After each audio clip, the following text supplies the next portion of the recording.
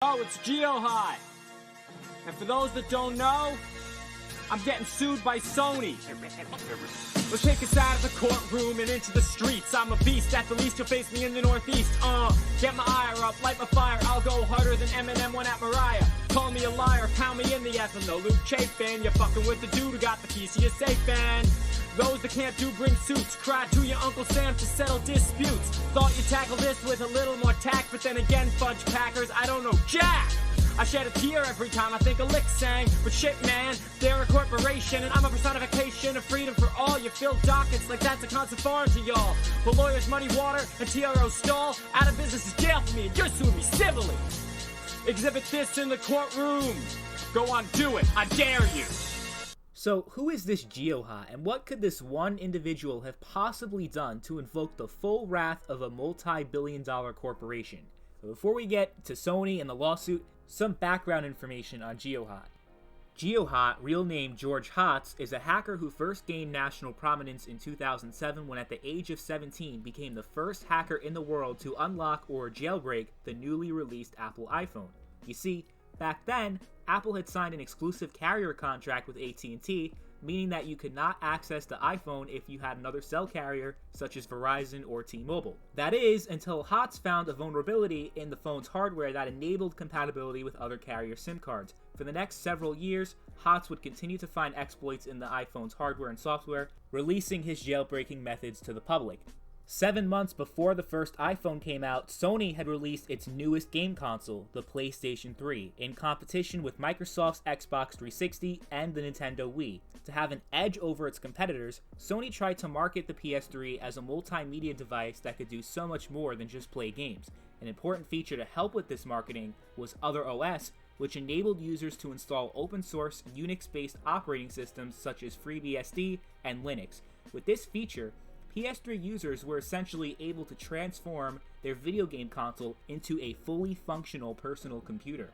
When it comes to dedicated game systems, the console manufacturers typically have full control over the entire user experience, but the ability to use the PlayStation 3 as a PC meant that users were able to customize their experience beyond the traditional confines of a console, giving users more freedom and personalization than they're used to on a console. So much so that the United States Air Force was able to build a supercomputer containing over 1,700 PlayStation 3 consoles, which was only possible due to the console's ability to run Linux. But over time, Sony became concerned that allowing the PS3 to run Linux was a major security threat and ultimately a gateway to piracy.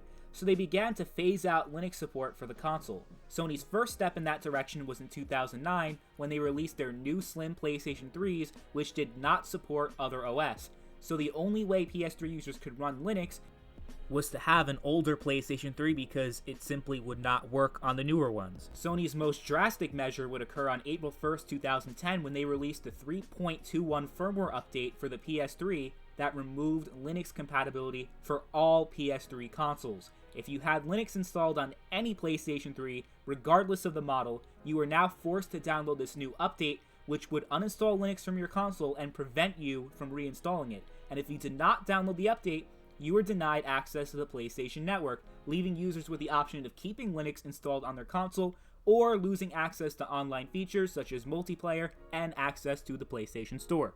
And as soon as the 3.21 update was released, GeoHot announced plans to jailbreak the PS3 and restore Linux capabilities for PS3 consoles that had installed the new update.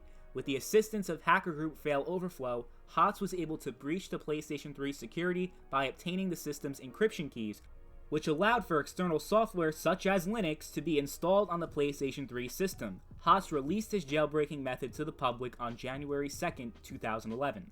The next week, on January 11th, Sony filed a lawsuit against GeoHot and other individuals that contributed to the hacking and online publishing of the PS3's encryption keys. And on January 27th, Sony filed a temporary restraining order against Hotz, which was granted by the court.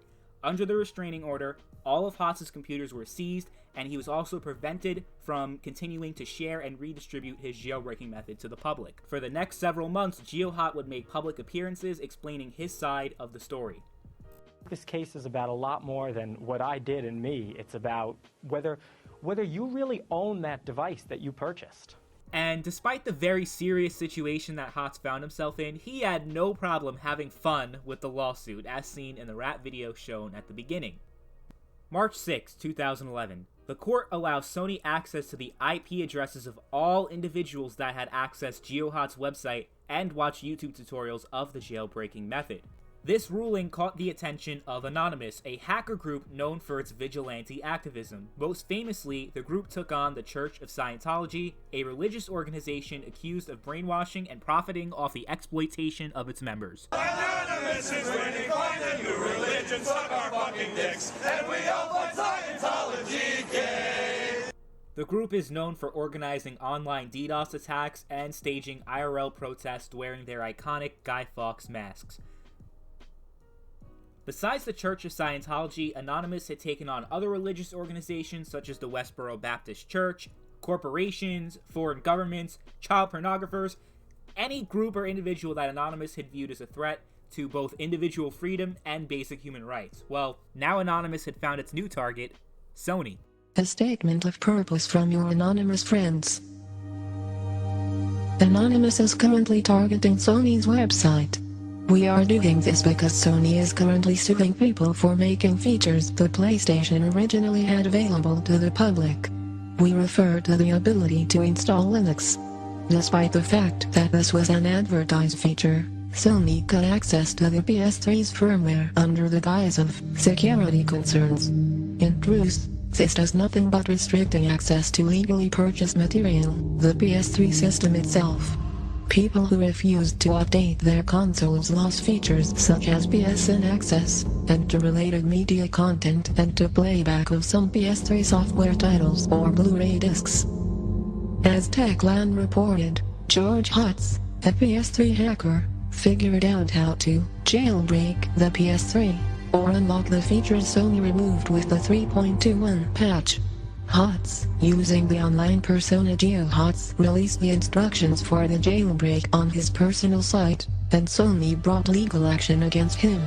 Additionally, Sony has received permission to subpoena Bluehost, GeoHot's hosting company, to reveal a list of IP addresses of every visitor that visited GeoHot's site.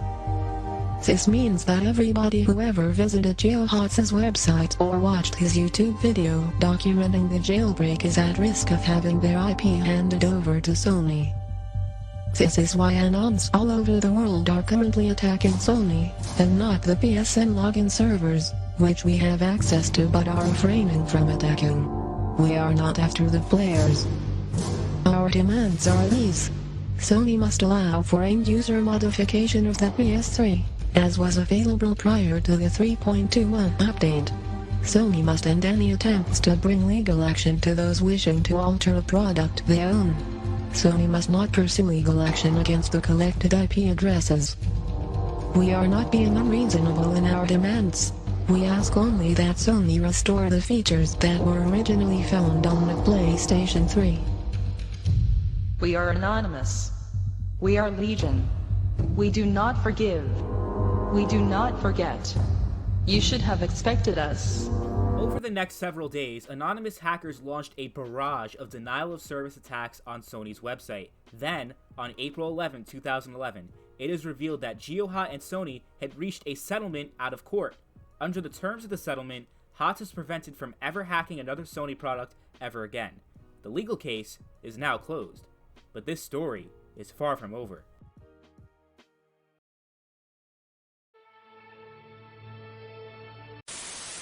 Citizens of Anonymous, this is an update on the current Operation Sony. GeoHot has taken a settlement with Sony. The case has been dropped. In the eyes of the law, the case is closed. For Anonymous, it is just beginning. By forcing social networking sites such as YouTube and Facebook to hand over IP addresses of those who have viewed GeoHot's videos, they have performed an act of privacy invasion. We, Anonymous, will not allow this to happen. The attacks on the websites of Sony have been ceased. Sony's poor attempts to explain the system outages through maintenance amuse us. Therefore, we are finding other ways to get Sony's attention. This April 16, Grab your mask, a few friends, and get to a local Sony store by you. Use the IRC and the official Facebook page to organize a protest in your area. Make sure the people know the injustices performed by this corrupt company. Boycott all Sony products, and if you have recently purchased any, return them. It is time to show large corporations and governments that the people, as a collective whole, can and will change injustice in society, and we will make a great example out of Sony. Sony, prepare for the biggest attack you have ever witnessed, anonymous style. Well, Sony was not prepared at all.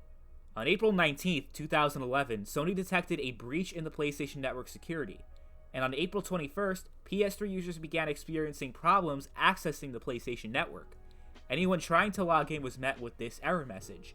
PlayStation gamers were unable to play online multiplayer. Access to streaming services such as Netflix and the PS3 web browser were also cut off. Sony publicly stated that PSN was undergoing security maintenance following an external intrusion into their network, and that servers would go back online soon. The next day, however, the PlayStation Network remained offline. Many in the gaming community started to speculate that Anonymous orchestrated an attack on the PlayStation Network, resulting in its outage. Well, it turned out that Sony decided to take the servers down themselves in order to identify the threat and ensure that the network was secure again. Over the next several days, Sony maintains that their servers are still undergoing maintenance and to expect PlayStation Network services to be operational soon. And it wasn't until April 25th that Sony realized the true scope of this network breach. The hackers had compromised the personal information of their 77 million customers, including full names, addresses, and yes, even customers' credit card information.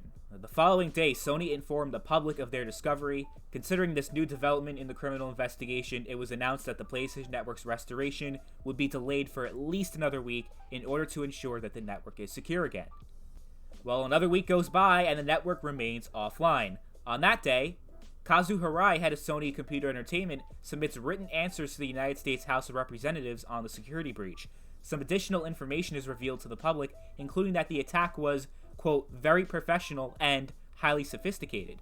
Hirai also stated that the network would remain offline in order to prevent a similar intrusion from recurring by strengthening the network's encryption, which need additional time to complete. The most interesting news to come out of Hirai's written testimony to Congress is that Sony had discovered a file created by the network intruders with the name Anonymous and the words "We Are Legion" contained inside, which is of course the signature catchphrase for the hacker group. The gamers around the world continue to anticipate the restoration of online services, and after 3 excruciating weeks, there was finally light at the end of the long dark tunnel.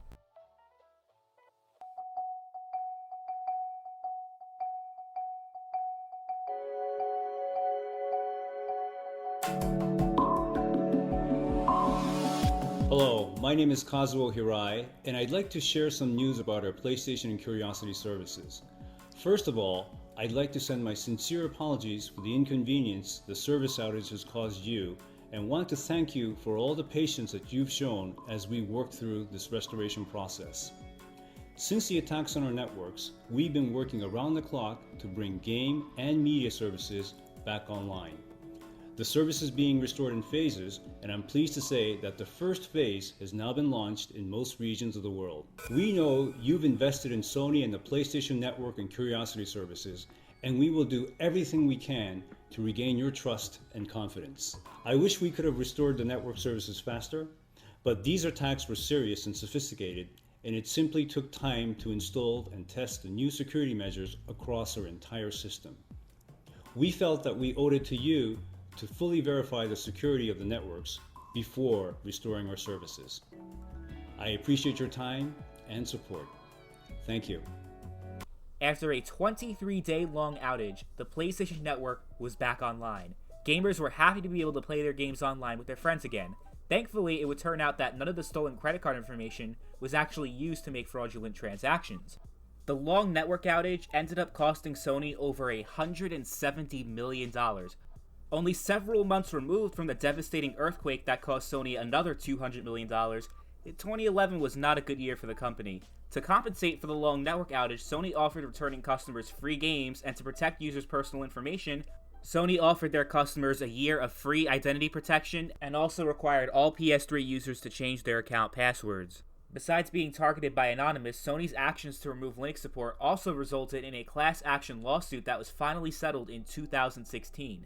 PS3 owners that both owned the original model and installed Linux on their machine individually received $55 to compensate for the taking away of that feature. And it seems that the hacker or hackers did a great job at covering their tracks, because to this day, no arrests have been made in connection to the data breach, despite a comprehensive investigation involving the FBI. And as far as the intruders identifying themselves as anonymous, it's very difficult to shift the blame on the entire group, as anybody can identify as a member, hence the name anonymous. I can say I'm anonymous, you can say you're anonymous, there's really no barrier of entry to enter that group, so it's not really fair to shift the blame on the entire group, because it's a collective of individuals that come together to advance their common interests, but those interests don't involve the theft of personal information. It seems very unlikely that Anonymous participated in such an attack. Granted, Operation Sony was an official anonymous operation that sought to punish Sony for their actions against GeoHot and the PS3's Linux community. The operation started as a barrage of DDoS attacks against Sony's network, this is true, but Anonymous made it very clear that they were not trying to take down the PSN and hurt Sony's customers. There hasn't been a single instance where Anonymous targeted innocent people that did nothing wrong. You may argue that some of their actions and methods are morally objectionable. Fine, but it just doesn't seem likely that the group was involved in the data breach that inevitably led to the 3-week-long network outage. Though there are many theories as to who exactly was responsible for the attack, what seems most plausible is that Anonymous was actually responsible for the initial breach in the PlayStation Network. Remember, Operation Sony initially involved the targeting of Sony's online infrastructure, so it's likely that those actions might have created a vulnerability in the PlayStation Network that allowed for another party to enter the network and access encrypted data, such as credit card information. Maybe Sony created that vulnerability when their network was undergoing maintenance following the Anonymous DDoS attacks. Regardless, I find it hard to believe that Anonymous generally had any big involvement with the actual breach in customers' personal information. That's not really their MO. Regardless, the 2011 network outage stands as a prime example of Sony's failure in establishing adequate online infrastructure. It's always seemed like Sony has struggled to play catch-up with Microsoft's Xbox Live since the launch of the PlayStation Network in 2006. Some would attribute this to Xbox Live's annual $60 paywall that may allow for additional revenue to secure their network and improve the user experience versus the free and open access of the PlayStation Network during the PS3 era. But Sony's decision to start charging their customers for PSN access when the PS4 came out hasn't really led to any notable improvements for the network. Just try to access something as simple as your trophies. Chances are you'll be sitting through a long loading screen. Well, let's just hope that the PlayStation Network sees drastic improvements when the PlayStation 5 is finally released, because that's long overdue, and also that history never repeats itself ever again, because that network outage was, anyone who lived through it, anyone who was around back then, knows how awful it was to spend 3 weeks without being able to play any games online, and also the prospect of your credit card information being stolen is also, pretty big deal. But yeah, hopefully that never happens again. And but one more thing, in case you're wondering what GeoHot is up to these days, he's since started his own company, Comma AI, which develops open source software allowing car owners to install self-driving AI into their vehicle. Pretty cool stuff. You should definitely check that out. But just to summarize the PSN hack of 2011 one more time, Sony removed Linux support on the PS3, hackers were able to bring it back, Sony took legal action against those hackers, which pissed off even more hackers that hacked into the PlayStation Network, and somewhere along the line, credit card information was accessed. Whether it was from Anonymous themselves, or it was a third party, or anybody, we still don't know, because nobody was ever arrested for the hack, and we'll probably never find out. But that's, in essence, the PlayStation Network outage of 2011, the 23-day long outage, and the story behind it. Thank you all for watching, and I'll see you next time. Bye.